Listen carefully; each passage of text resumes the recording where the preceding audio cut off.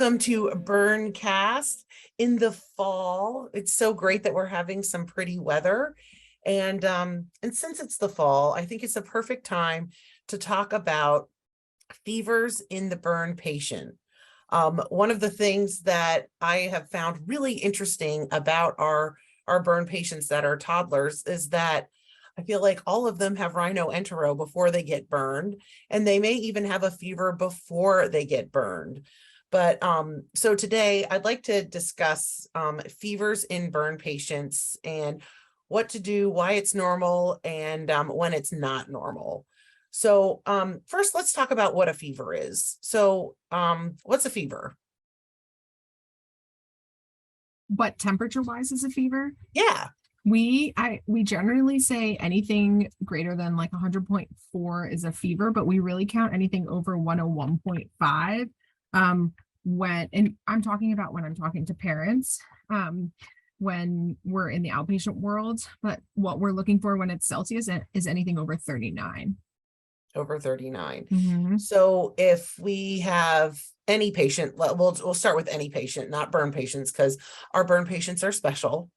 So if you have a kiddo that is in the hospital with like for any reason, Mm-hmm. and their fever or their temperature is 38, would that be considered a fever?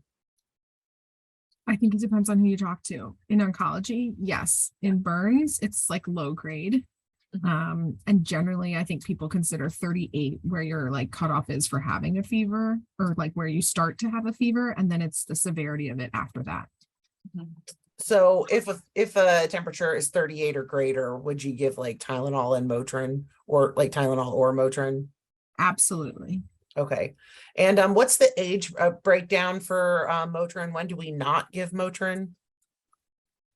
Less than 6 months. Okay.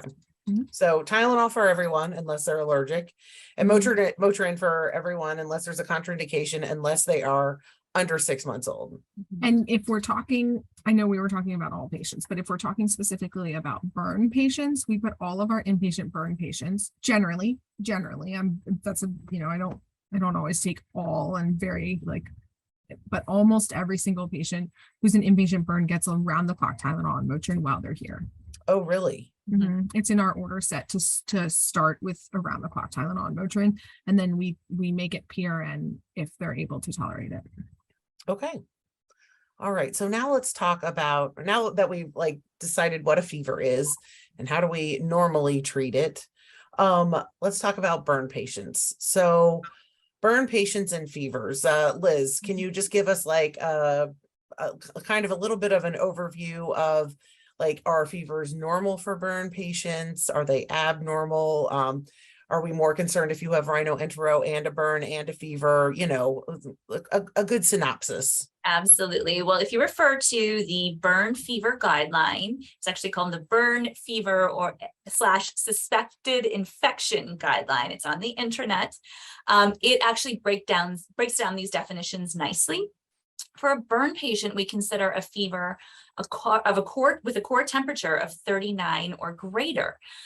So with burn injuries, the body is working really hard to heal itself. So you'll know that I'll have you know that these patients are tachycardic. Their heart rates are more elevated. They're more tachypnic, and their temperature actually kind of resets. So we have a higher fever threshold for these burn patients who become what we call hypermetabolic. So again, high heart rate, high respiratory rate, and associated higher temperature.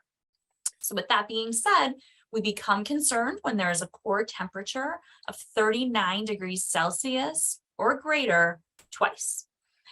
When that occurs, we ask our providers to launch what we call the burn fever order set. And that is nice because it's a nice guide as to what the workup needs to be. It used to be that when a burn patient had a fever, we would wait an unspecified amount of time. Sometimes it was a couple of days, and then do a full, septic workup.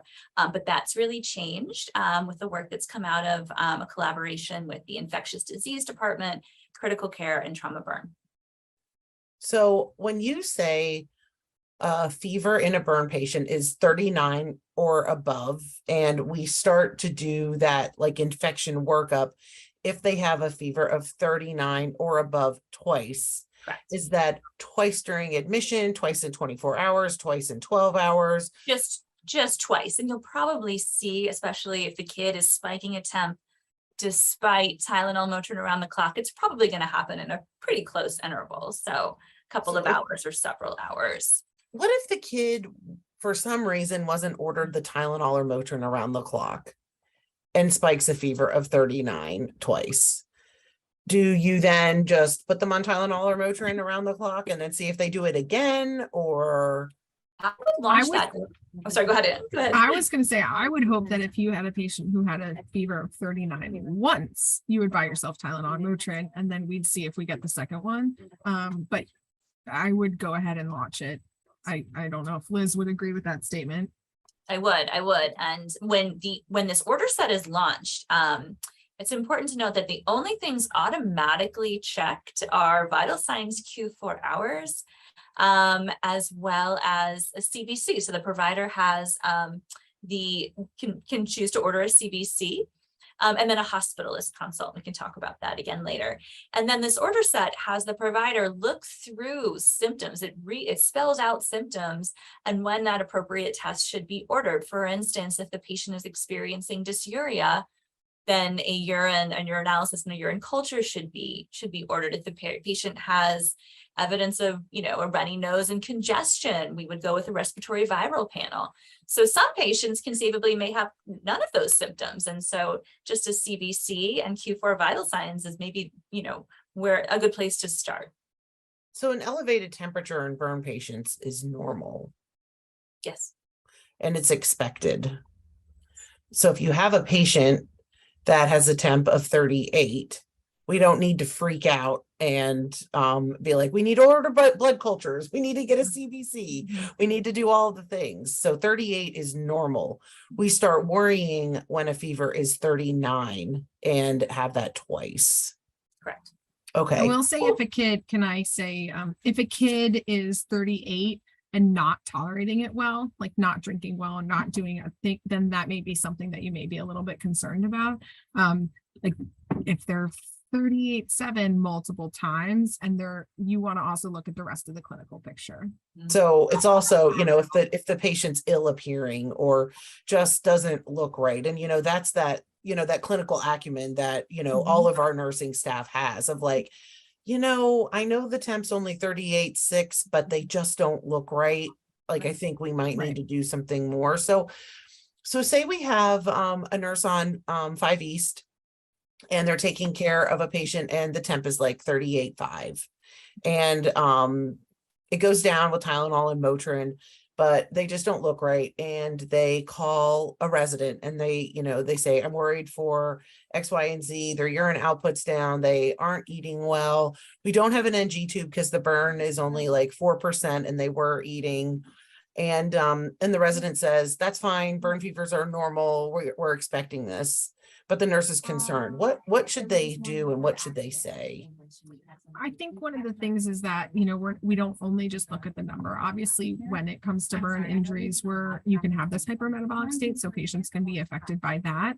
But I think if you're having an issue with, you would reiterate your concern, your symptoms, and really spell it out. Like, I'm worried because the urine output is this, because the heart rate has been sustained at this, because the patient hasn't taken any POs, or they're on fluids or they're not on fluids. So I would be concerned about like really stating what your concerns are. And then if you feel like you're not getting the response that you want, I would go to the fellow, or if you need to, and we're talking about 5 East and a burn patient. So if, I'm talking specifically of this chain of command, but if you need to, you can always go to the burn surgeon as well.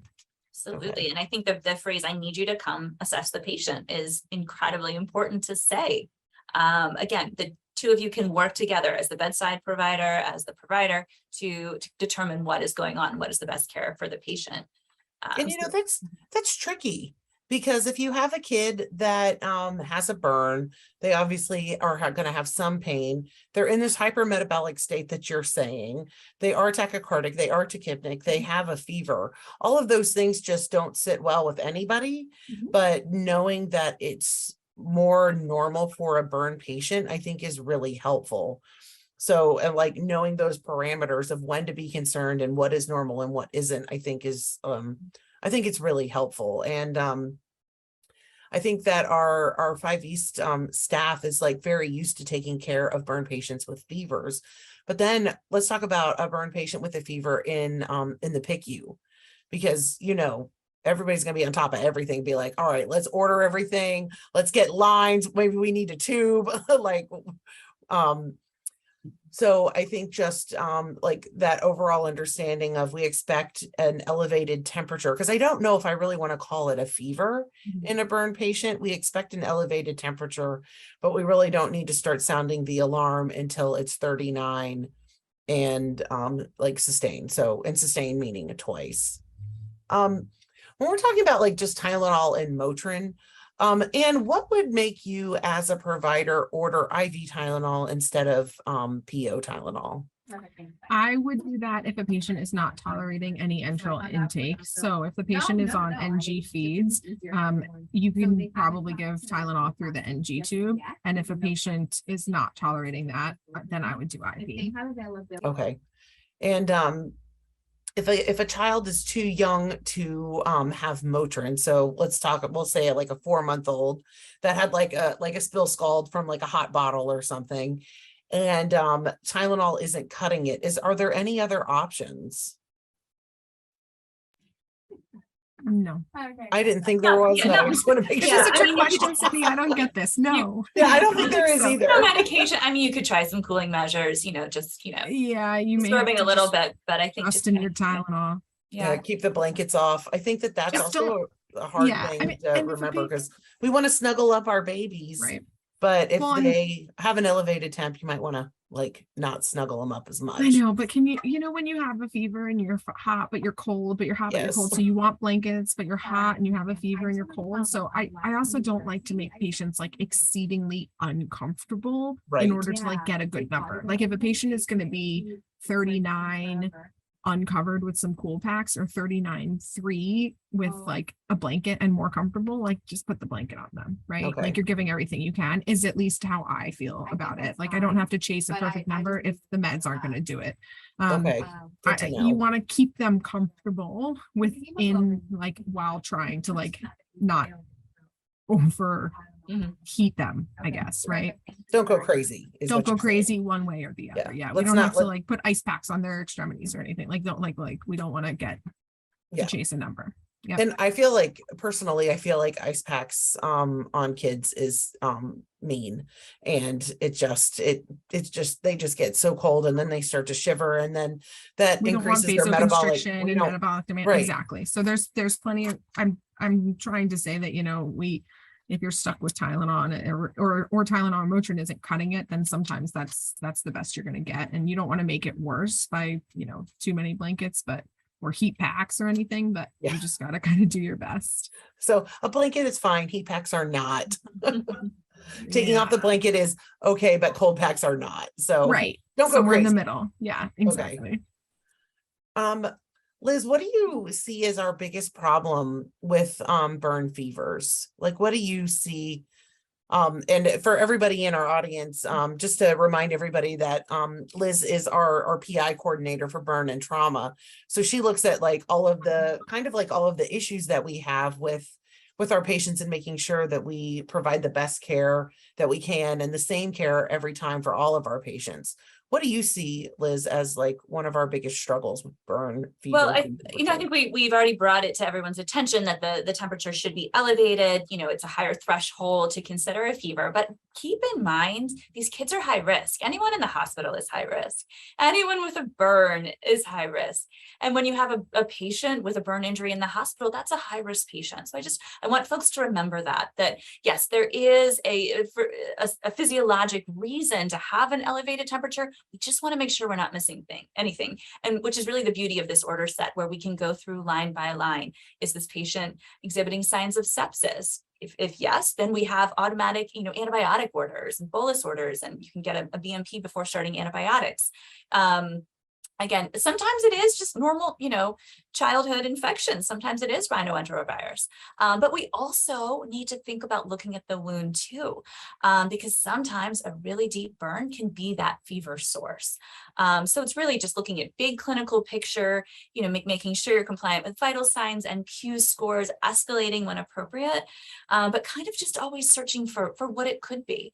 As I mentioned, there's also the option for a hospitalist consult. That way you have a pediatrician coming to the bedside who's looking at ears and the throat, potentially other sources. And again, just remember that these burns really immunocompromised kids. At home, they might be able to mount a good, healthy response to rhinoenterovirus, but here they're exhausted, their body's already fighting, so it can make them pretty sick. Yeah, I agree with what you said earlier, Cindy, that it seems like all these kids have rhinoentero, right? And I think it's a prerequisite to have a burn in a toddler. Yeah, I think rhinoentero, you're getting a burn. Yeah, I think it's just that toddlers have rhinoentero and the burn kids don't tolerate it as well, right? Or whatever, soup du jour, right? Maybe it's RSV, maybe it's rhinoentero, maybe it's coronavirus, maybe it's human metapneumovirus, like whatever it is, right? All like the it could things. be any of them. But toddlers have viruses and the burn patients don't tolerate it as well. So you see it more, I think, in our burn patients.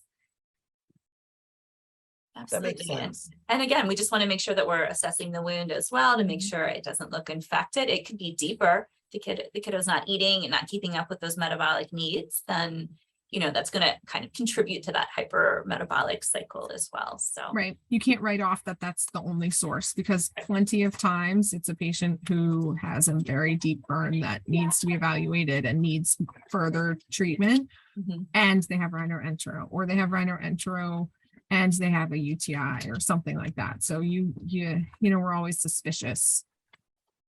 What would you say is the biggest culprit of like a true infection in a burn patient? So something other than like a normal burn response that will cause a fever. So you do that workup. Like what would you say is the biggest cause?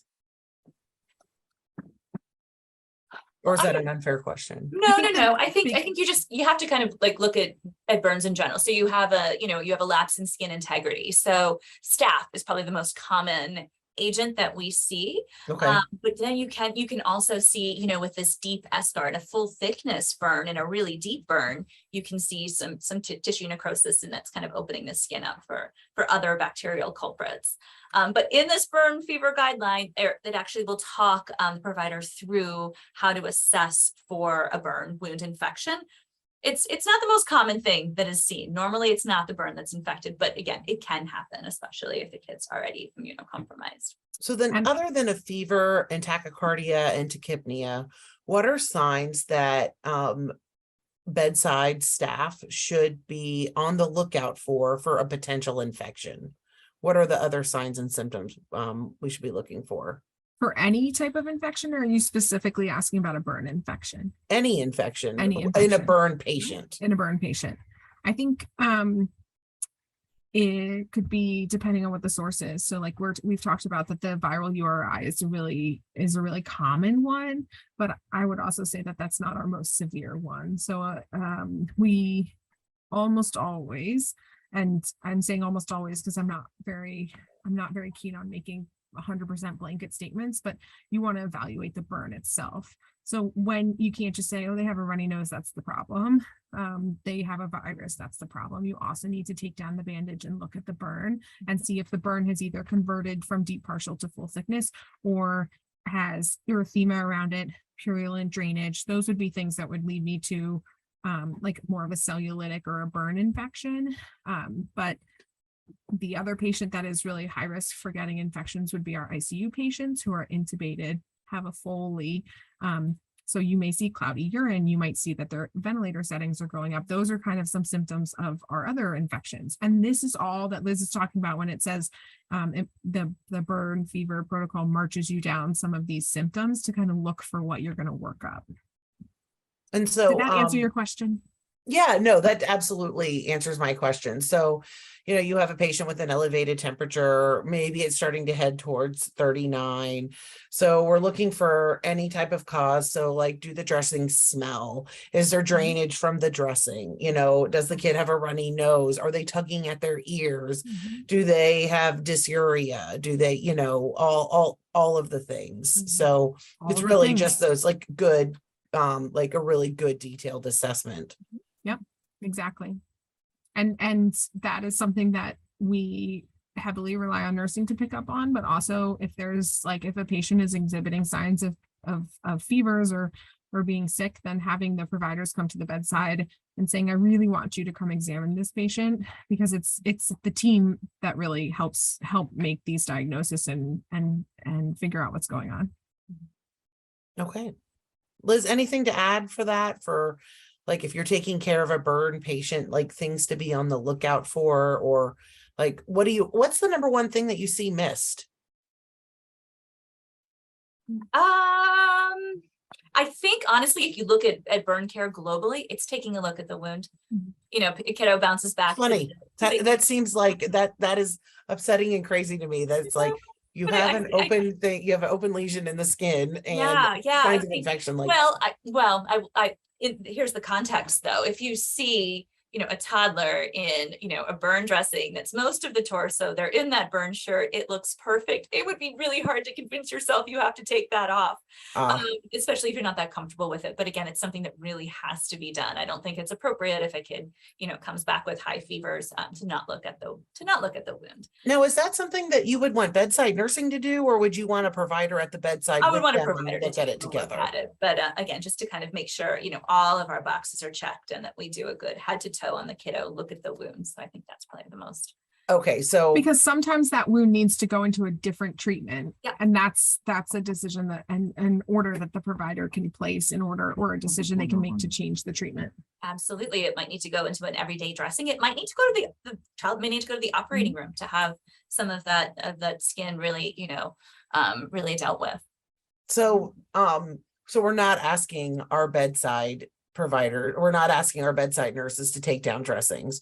We're asking them to say, hey, Anne, can you come to the bedside? And I think we should look at this wound together. So I think that's probably like words that we can give our staff to use of like, hey, I'm concerned for X, Y, and Z. Maybe we should look at this together. And then I feel like Anne and Joe and Catherine would probably, if they heard that from a bedside nurse, they would be like, oh, wow, I'm on my way. Yeah. Even with if they my do supplies and my extra strong medications. Right. Okay. Yeah, I think that's a good delineation, because I don't think that we want people to just start taking down dressings I don't think anybody would, but I think it's always good to know that. And you need to have somebody that has Cerner capture with you. So if there is a change in the wound bed, we need to make sure that it's documented, and that way we can show even like the burn attendings of like, hey, this burn converted, it looks different. That's why we changed, this dressing to that dressing. Yep. Okay. Liz, earlier, so you keep on like mentioning this, the burn fever like order set. So that is something that that it's like provider view only. So nursing can't really see that whole order set on the back end. Is that correct? I think they can see if an order, certainly if the order is selected. Right. But I think if there are any questions, it completely mimics the burn fever guidelines. So honestly, it's probably not a bad idea to just print that out, know it exists, and then even maybe just go through it with the provider too, if there are any questions. Can I share my screen? Yeah. You can. Is that okay for the internet? Okay, let me make sure that I share the right screen. Because like this is a great way for people to know how to access the burn fever guideline. So where are you going? Anne, could you talk us through Yes, I steps? will. As Just soon in as case I we have just want to people make sure just I don't open listening. a patient chart instead. So I'm Fair. ignoring you for a second. Okay. Can you see my intranet here? Yes. So I typed in burn fever. Okay. And there's the trauma and burn manual, which is outdated. This is our surgery fever burn. Let's check that first. And we'll work through it together because there's another place that I want to show you. So this is our burn fever protocol. And it goes through it. Testing, burn fever, suspected infection workup plan, testing, obtain a CBC, concern for urinary tract infection, obtain these, concern for viral upper respiratory tract infection, obtain these, sepsis, hospital. So it really marches through this. It has age-based vital signs, empiric treatment. So if we're starting a patient, we're worried somebody has a UTI, depending on what the UA shows, then we determine, it says even what your antimicrobial coverage is going to be. Concern for wound infection, local wound infection, if we have cellulitis, and if we need to, we consider these, which we consider in consultation with the burn surgeon, the attending. And then this is when we're narrowing and discontinuing antimicrobials, and then, oh, that's narrowing and discontinuing. This is the visual. This is your visual. So here you are. So this is a source that you can look on the intranet. Can I also just point something out real quick? Yes. Not only is this for a temperature greater than 39, but you also have to be highly concerned if a patient has a very low temperature. So I think it's outlined in here, I think less than 35.5. Yes, it's here. Yes. Okay, I think that's a really good, important point to make, Liz, is that hypothermia is not a good sign either. So we really want our patients to be 35. normothermic, but we allow for a little bit of an elevated temp. It's just like the far ends of the spectrum, like over 39 and under 35.2. So 35.2? 35.5. 35.5. Oh, wow. Siri found something on the web about burn fevers. How lovely. So if you go back to here, you can also see this is the order set. You can see. What did you click on? Just so I went to burn loud. Surgery fever or suspected infection plan. Okay. And it brought me to this. And this is actually what goes into Cerner to make the order set. So you cannot see the order set. Like nurses might not be able to pull up the order set in Cerner and Power Chart, but you can pull this up and you can see that what may be coming. This is coming because it has an X next to it, and they might choose anything else, but it says foul smelling, cloudy urine, etc. Okay. Choose these. Well, so you can see it what is available. Everybody through everything. Okay. And that I just typed in burn fever under the intranet, and those are after the first one, the next two things that showed up. Perfect. Surgery fever burn and burn surgery fever or suspected infection plan. Yeah, that's great. Well, thank you. That was that's very helpful, and it's always good to have a resource that people can reference if needed, and all of those things are easily printed. So if you are working with maybe a newer resident who hasn't seen that before, you can say hey, we have this resource. We don't need to go crazy, or we do need to do X, Y, and Z because print we have it out and put it on the chart and give it to people. Yep. All right. So I think that we have I think burn fevers are something that is confusing, and I think it was definitely worth having a BurnCast about.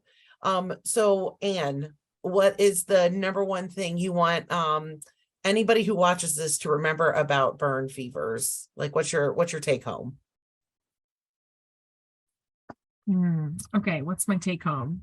I know I should anticipate this because I feel you ask me every time, but